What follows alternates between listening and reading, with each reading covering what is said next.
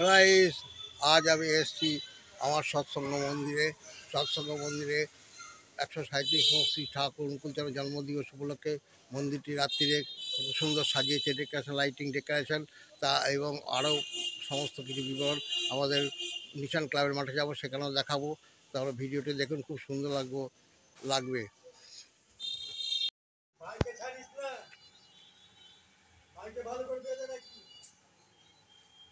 দেখতে পাচ্ছেন নবদ্বীপ সৎসঙ্গ মন্দিরের শ্রী শ্রী ঠাকুর অনুকূলচন্দ্র জন্ম শতবার্ষিকী উপলক্ষে রাতের লাইটিংয়ের ডেকোরেশনটা কত সুন্দর লাগছে, মন্দিরটি কত সুন্দর লাগছে দেখতে, একদম দারুণ আলোকছাড়া, চারিদিকে আলোয় আলো আলো আলোকিত এবং সুন্দর পরিবেশ।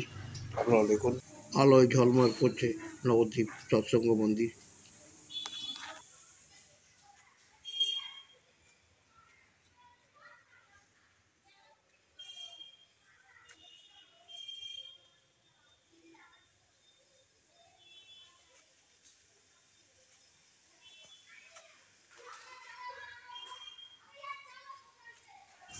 এই দেখুন, মন্দিরের ভেতর সামনে নানা রকম লাইটিং কালার হচ্ছে, মন্দিরের ইয়েটা খুব সুন্দর লাগে দেখতে।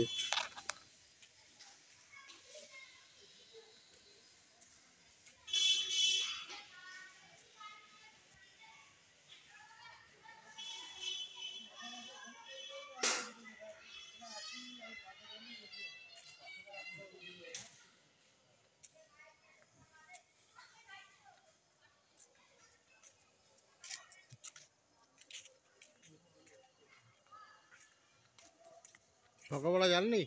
হ্যাঁ, সকালবেলায় যান নেই? যাবো কি করে, আমার এখানে কেউ নাই, সামনে বাড়ি সব ফাঁকা। হ্যাঁ, তাও ঠিক। যেতে তো সবারই মন যায়। তা তো ঠিক।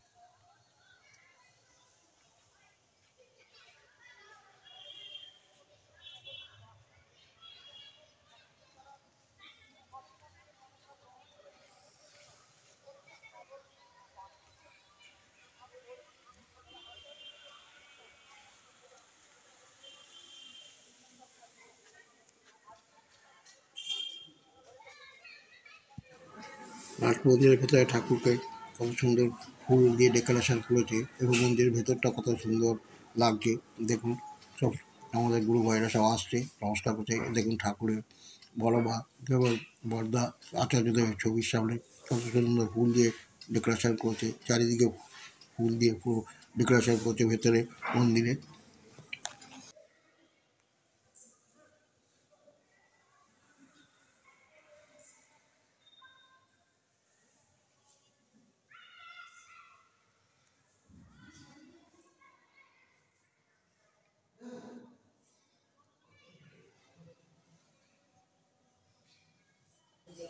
হিন্দুরা যদি অনুকূল ঠাকুর জন্ম শতবার্ষিকী ডেকোরেশনটা ভিডিওটি যদি ভালো লাগে অবশ্যই লাইক, শেয়ার, কমেন্ট এবং সাবস্ক্রাইব করেন।